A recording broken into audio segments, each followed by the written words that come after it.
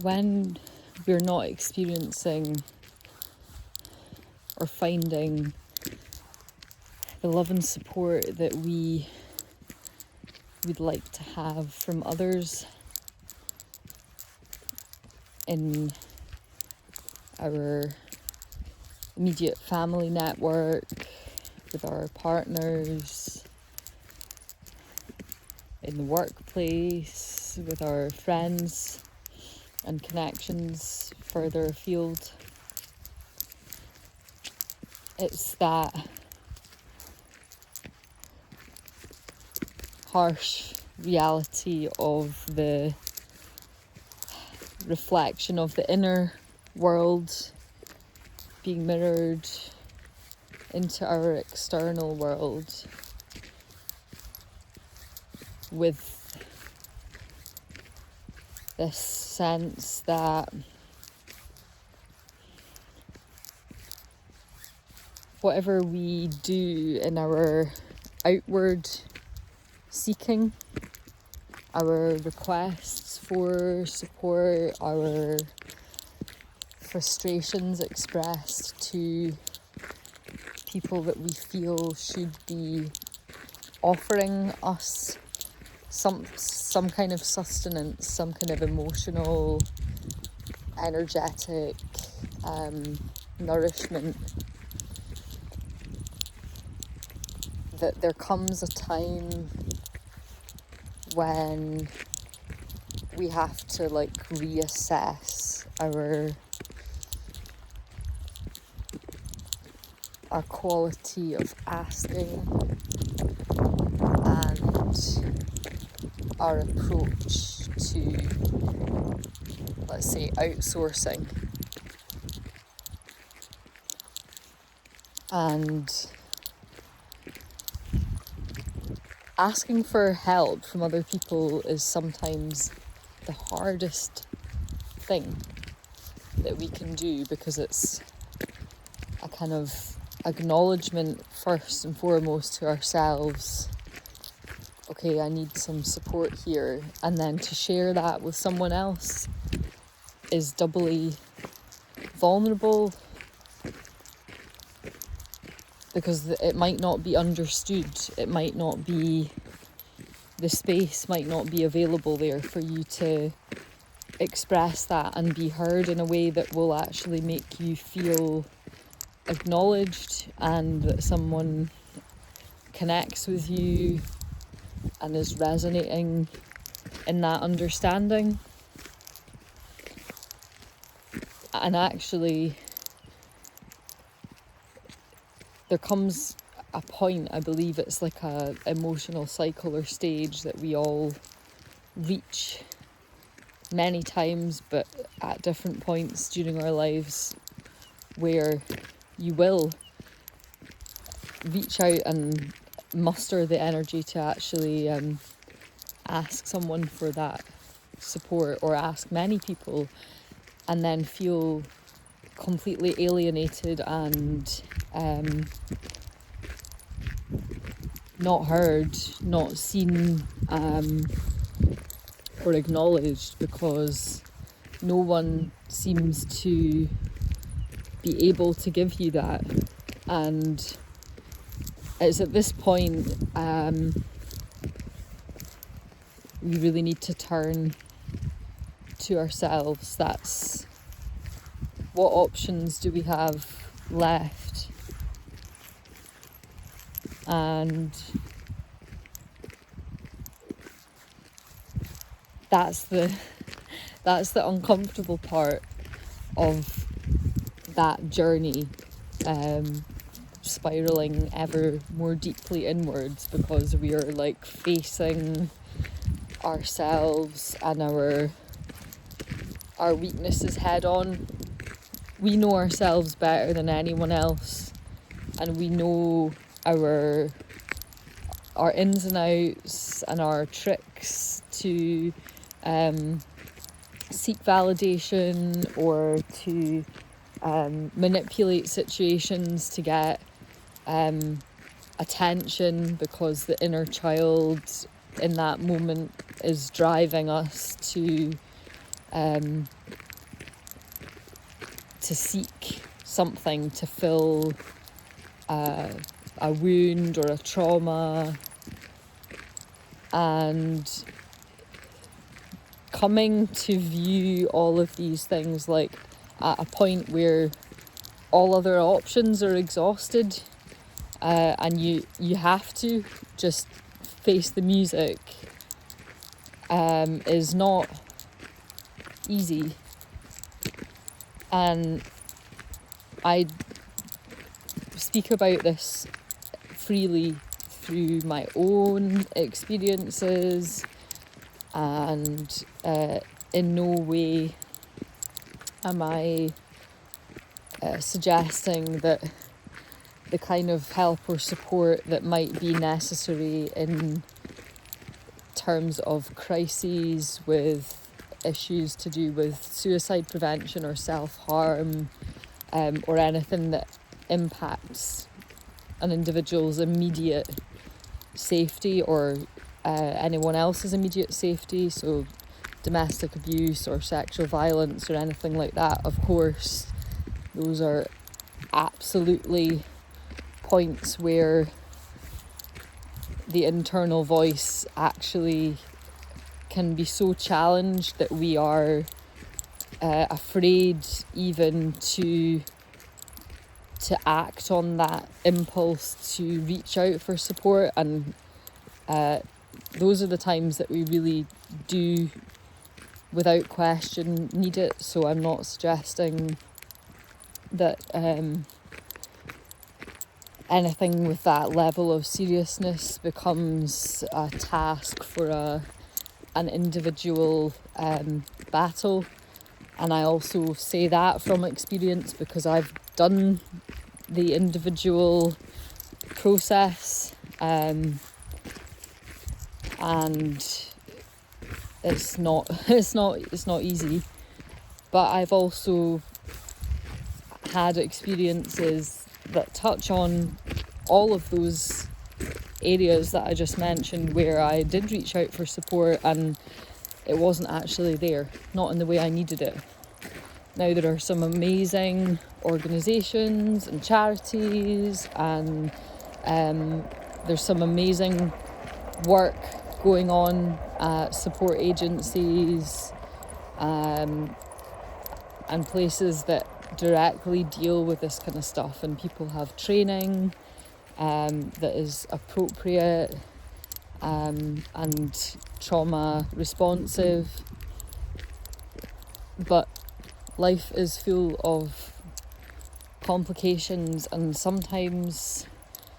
these things don't meet us at the right time, or we're not ready for them, even though we know that we want the support.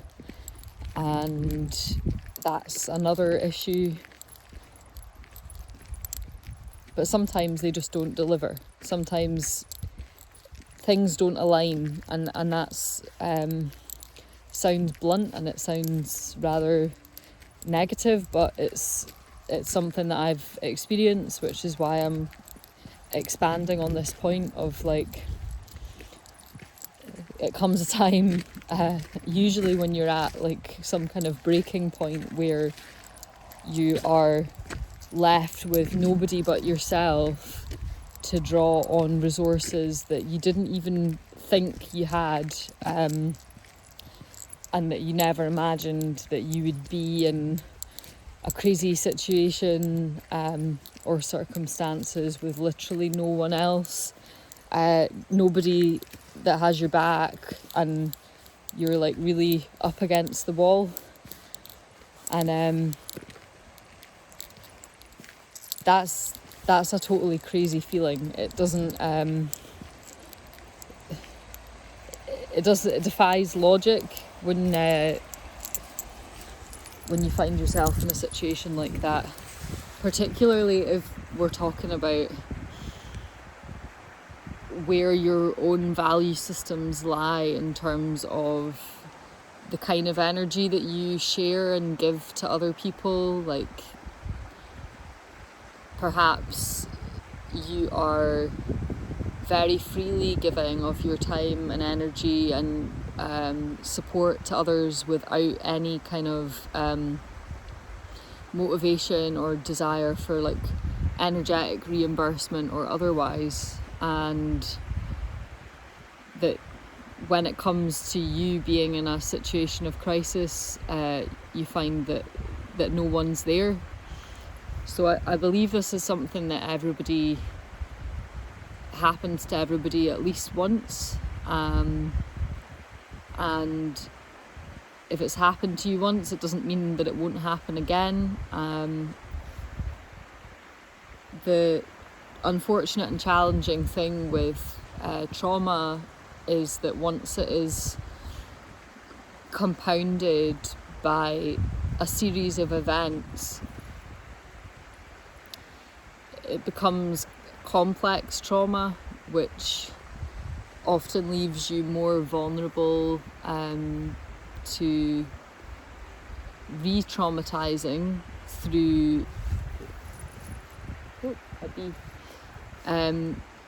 re-traumatizing through poor judgment or increased vulnerability, and that's something to be aware of.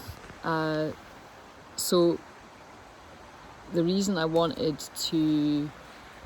mention this is because I think it's really important to develop a toolkit, a resilience toolkit, so that you have resources that you can pull on in a time of crisis. So the tools need to be portable, they need to be comfortable for you to use, and you want to feel familiar with them enough so that when the time comes to implement them, there's not any additional reasons for you or barriers for you to utilize that stuff. So this is where having daily practices and routines that incorporate these in some way can be really helpful, because the idea is that they become, if not very familiar, close to second nature, so that they're integrated, they're part of your patterning and daily process. So even if things do fall out of a habit for a period of time, they're deeply ingrained enough so that you will be able to return to them at a time where you would benefit from them the most. So yeah, I feel that there are specific tools which I have tapped into and used over the last few years, and techniques that have been shown to me that are very, very practical, that relate to physical movement and breath work, and kind of tie into energy work as well. So all of that kind of stuff is very complementary to voice work. So it's been easy to combine them with warm-up exercises or other embodiment practices that I'm already doing. So that's something else that I wanted to highlight, is that it's, if you have an existing physical practice or something that requires you to actually prepare for that and warm up,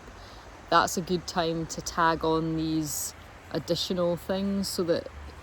it just becomes part of the hour or couple of hours that you're giving yourself that time for personal development and skills development, so that it doesn't become another item on the to-do list that then gets put to the side, or like, oh no, right, I'll do that tomorrow, or I'll do it tomorrow, and then it gets put off until it looks so big and far away or too intimidating for you to actually approach it, especially if it's something that's a new skill. that you have to build in and develop, and that you might need some feedback with, or you feel a bit unsure about as you begin. So yeah, I would like to create an accessible kind of self-care package, effectively, where there are a variety of resources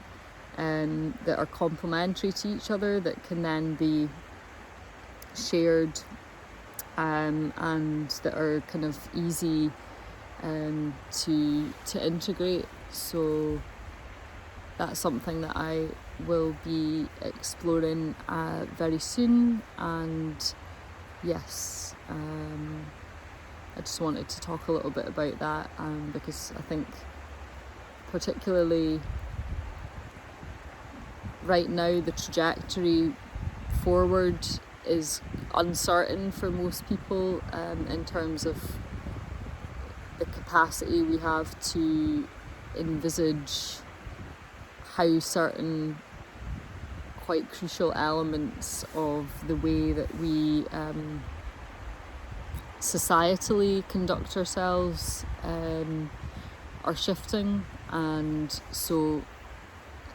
to be able to be rooted and strong in the next